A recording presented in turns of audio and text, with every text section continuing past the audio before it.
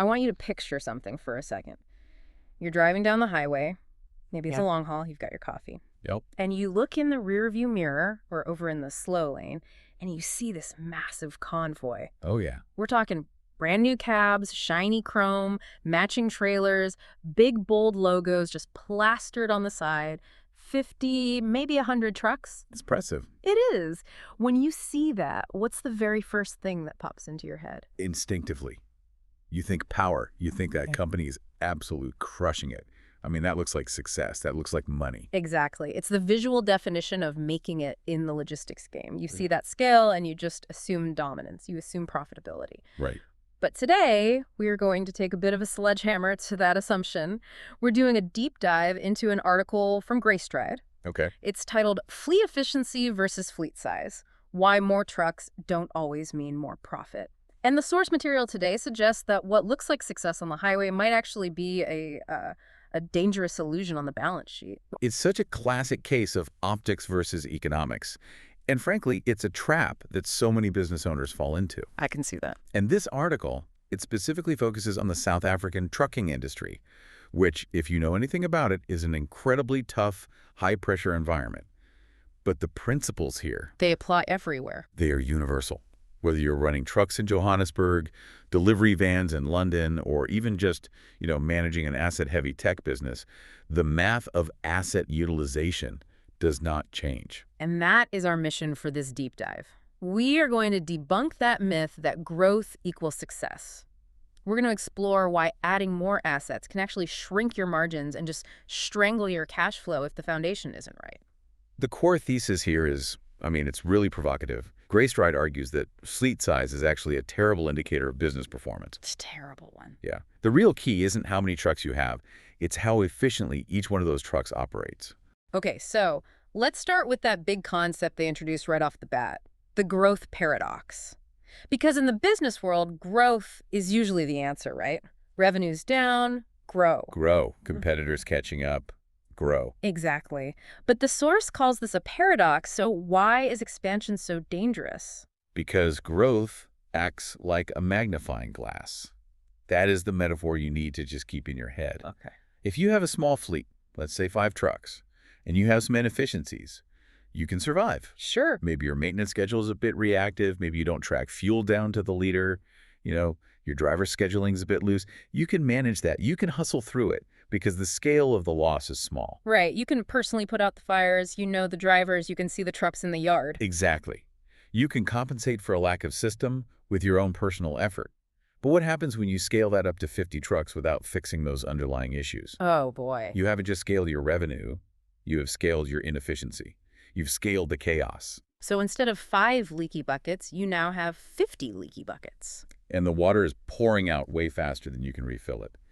The source specifically mentions that what was manageable in a small operation, it becomes a serious financial risk at scale. And that explains a phenomenon we see all the time. All the time. Fleet owners who are operating more trucks than ever before. Yeah.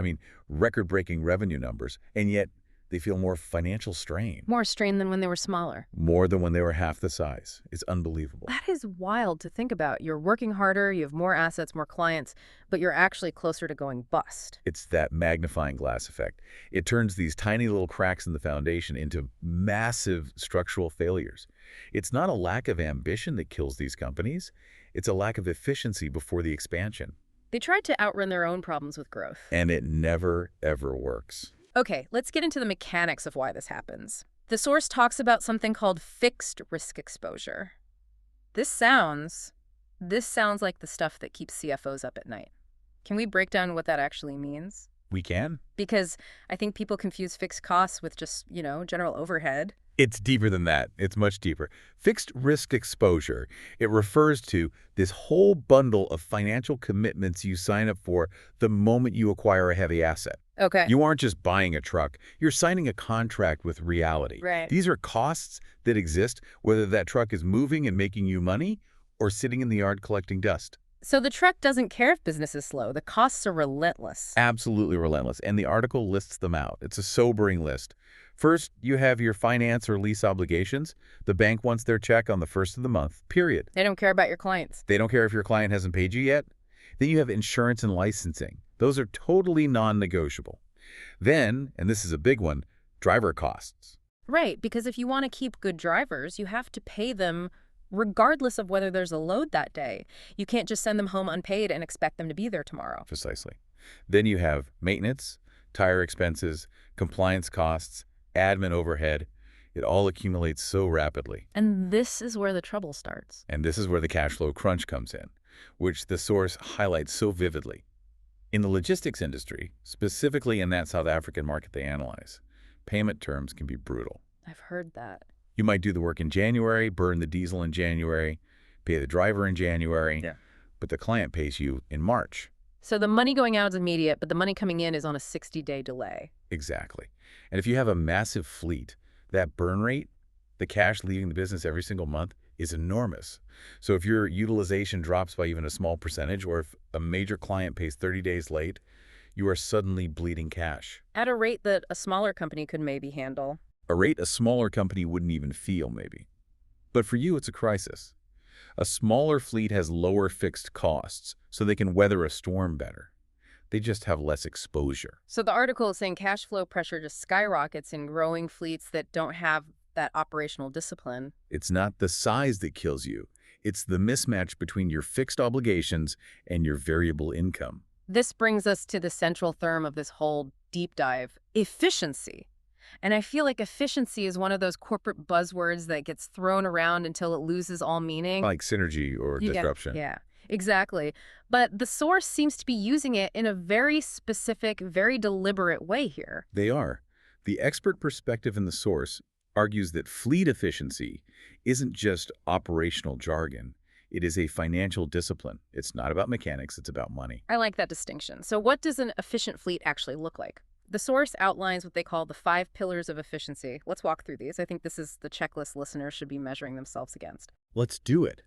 So pillar number 1, predictable utilization per vehicle. And I'm guessing predictable is the key word there. It's everything. It's not just, is the truck busy today? It's, did we plan for it to be busy? Right. It's about having secured contracts, reliable routes, not just gambling on the spot market. Right. If you're waking up every morning hoping you can find work for your 50 trucks, you aren't efficient. You are gambling with very high stakes. Okay, what's pillar 2? Clear visibility of cost per kilometer, or CPK. This one seems crucial. I mean, if you don't know what it costs to run the truck, how do you know what to charge the client? You'd be so surprised how many operators run on gut feeling. They just look at what the competitor is charging and match it. And that's a huge mistake. It's a disaster. Because if your competitor is more efficient than you, and you match their price, you might be losing money on every single kilometer you drive. You have to know down to the cent what your tires, fuel, maintenance, everything costs per kilometer. So no guessing. Okay, pillar 3 is planned preventative maintenance. This is the difference between fixing something before it breaks versus waiting for a breakdown on the side of the highway. Which I imagine is way, way more expensive. Exponentially. I mean, think about it. If you replace a part in your own workshop on a scheduled Tuesday, it costs X. If that same part fails at 2 in the morning on a highway, you're paying for the part, the emergency call-out fee, the towing, the driver's overtime. And the late fee from your customer. And, crucially, the penalty for the late delivery to your customer. You just destroyed your margin. The breakdown tax. Exactly. Reactive maintenance is a margin killer. Pillar 4 is reliable cash flow forecasting. This ties right back to that crunch we talked about. You need to know where your cash will be in 60 days, not just today. And the final pillar. Data-driven decisions regarding repair, replacement, and expansion. So moving from, I think we need new trucks, to the data says we need new trucks. Precisely. And the article makes this powerful comparison. You can have 2 fleets, exact same number of trucks. Yeah. On the surface, they look identical. Same logos, same models. Same, everything. But one has a healthy bank balance and the other's drowning in debt. The difference isn't the metal, it's the control. It's these 5 pillars. This leads to a really interesting section, which I'm calling David versus Goliath, because we always assume the big guys have the advantage.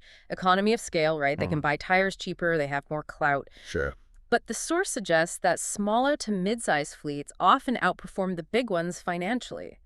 How is that possible? It comes down to two things, really: intention and granularity. Intention and granularity. Okay, unpack this for me. So smaller mid-sized fleets, they often work with a level of detail. That's the granularity that the big giants just lose. They aren't necessarily working harder, but they're working smarter because they are so much closer to the data. Okay. A successful small operator knows exactly which specific trucks are profitable and which ones aren't. I don't just look at the fleet average. No. Averages hide sins. A big fleet manager, they look at a spreadsheet and see average fleet profitability 8%. That looks okay. The small operator looks at truck 4. They know truck 4 is a money pit. They know it burns 15% more fuel than truck 2. They know truck 7 is their golden goose. So they can cut the dead weight immediately, whereas in a massive fleet, truck 4's losses just get washed out in the aggregate. Exactly. And it applies to routes, too. The efficient operator knows which specific routes and contracts add value. They know that contract A looks good because it's huge volume, but the waiting times at the depot are so long that they're actually losing money on driver hours. That is a critical insight, being able to say no to revenue because it's bad revenue. That is the intention part. Yeah. That's it. They recognize when growth strengthens the business versus when it weakens it. We are conditioned to think growth always strengthens. Always. But if you grow into a route with terrible margins, or you take on a contract that requires you to buy trucks you can't fully utilize year-round, that growth is a cancer. It just weakens the whole organism. So the Davids, they expand deliberately. They use systems and data, not just an ego-driven desire to be the biggest on the road. Right. They aren't chasing the visual of that convoy we talked about in the start. They are chasing the bottom line. So let's say I'm listening to this and I own a business. Maybe it's trucks, construction, manufacturing, whatever. How do I know if I'm the Goliath that's about to stumble? What are the warning signs? The source gives a checklist of red flags. Yeah, these are the early warning signs that you are growing inefficiently. If you recognize these in your own business, you need to pull the emergency brake. The first one is increasing turnover with declining profitability. The classic busy fool syndrome. You're making more sales, bringing in more revenue, but keeping less money at the end of the day. Exactly. You're running faster just to stay in the same place. Yeah. The second flag is a growing dependence on overdrafts or short-term funding, Borrowing just to keep the lights on?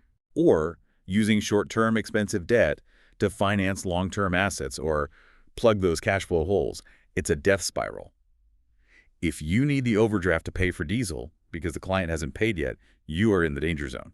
What's the next one on the list? Frequent breakdowns and escalating maintenance costs. This goes right back to that reactive versus preventative point. If you are constantly fixing broken things, you aren't managing your fleet. You're firefighting. It means you've lost control of your assets. And I'm guessing not knowing your costs is on there too. Limited clarity on the true cost per truck. If you can't tell me within a few cents what a truck costs to run, you are flying completely blind. And the final one, which I think is so relatable, is constant operational pressure despite the growth. Oh, that one hits home. If getting bigger made your life harder. Yes. If you thought, once I get to 20 trucks, I can hire a manager and take a vacation, but instead you're working 80 hours a week and stressing about payroll, that is a massive, massive red flag. It means you scaled the chaos, not the system. You got it. So how do we fix it? If someone is listening and realizing, oh, that's me, what is the path forward? The source talks about a mindset shift from fleet ownership to business leadership. And this is the turning point. It really is. It requires you to stop thinking of yourself as someone who manages metal trucks, tires, engines, and start thinking of yourself as a capital allocator. You're leading a business strategy, not just a convoy. And practically, the source suggests a pre-growth checklist. So before you buy that next truck, before you sign the lease, there are 4 questions you have to answer. And you have to answer them honestly. Question 1, are existing trucks consistently utilized? Meaning, don't buy a new one until the old ones are sweating. Maximize what you have first. Exactly. If your current fleet is sitting idle 20% of the time, buying more trucks is just madness. Question 2, are operating costs stable and understood? If your costs are fluctuating wildly and you don't know why, is it theft, bad driving, bad routing? Then do not expand. You are just adding more variables to a chaotic equation. You need a stable baseline before you can build on it. Correct. Question 3, is maintenance planned or reactive? If you're still in firefighting mode, you are not ready to grow, you'll just have more fires to put out. And finally, the most important one, does each truck generate measurable, reliable profit? Not does the fleet make money, But does each truck make money? Yes. If you have 10 trucks and 3 are losing money but the other 7 cover for them, you don't have a successful fleet. You have a subsidized failure. Hmm. And if you add 10 more trucks with that same ratio, you are increasing your risk exposure significantly. And if you can answer yes to all of those, then your growth shifts from speculative to strategic. That is the distinction. Speculative growth is gambling. It's, I hope if I get bigger, things will get better. Strategic growth is math. It's, I know my numbers, I have the demand, and I can predict the return on this new asset. And what's the payoff when you make that shift? Because it sounds like a lot of hard work to get those systems in place. The payoff is huge. And it's not just about money, though the margins are significantly better. It's about predictability, Okay. predictable cash flow, reduced operational stress, stronger decision-making. You move from a state of constant panic and firefighting to a state of confidence. Confidence. That's what every business owner wants, isn't it? You want to know that if you buy that next asset, it's going to work for you, not against you. And that is the definition of sustainable growth. The article puts it beautifully. Sustainable growth isn't about acquiring more assets. It is about improving the performance per asset. I love that framing. It changes the scoreboard entirely. The score isn't who has the most trucks, it's who gets the most out of every truck they have. Correct. It's a shift from vanity metrics like fleet size to efficiency metrics like profit per kilometer. So as we wrap this up, let's look at the big picture. We started with that image of the massive fleet on the highway, the shiny cabs, the impressive scale. And we've kind of realized that while it looks impressive, it might be incredibly fragile. We've learned that scale without efficiency creates pressure. It's a magnifying glass for your problems. If you scale a mess, you just get a bigger mess. But efficiency without scale, that creates opportunity. If you nail the efficiency first, if you build those pillars, then and only then can you scale successfully. It seems like the message from Greystride is pretty clear. Don't put the cart before the horse, or I guess in this case, don't put the trailer before the truck, or the fleet before the systems. I get where you're going. The point is, efficiency isn't a limitation. A lot of entrepreneurs think, oh, if I stop to fix my systems, I'm slowing down. I'm missing out on growth. No. No. Efficiency is the only thing that makes profitable growth possible. It's the foundation. You can't build a skyscraper on a swamp. Exactly. You need that solid ground. The most resilient businesses understand that it is infinitely better to be small and profitable than big and broke. Better to be small and profitable than big and broke. That is a mantra for the ages. It really is. And it applies to trucking, to construction, to real estate, Yeah. any capital-intensive game. So, here's the final thought for you to take away today. And this is something to really chew on, whether you run a trucking company or are just trying to manage a team. The source leaves us with this distinction. Are you just acquiring assets, or are you improving the performance per asset? A critical question. Because the answer to that question determines whether your growth is your biggest competitive advantage or your biggest financial risk. Well said. That's it for this deep dive into the mechanics of fleet efficiency. Thanks for riding along with us. We'll catch you on the next one. Stay efficient out there.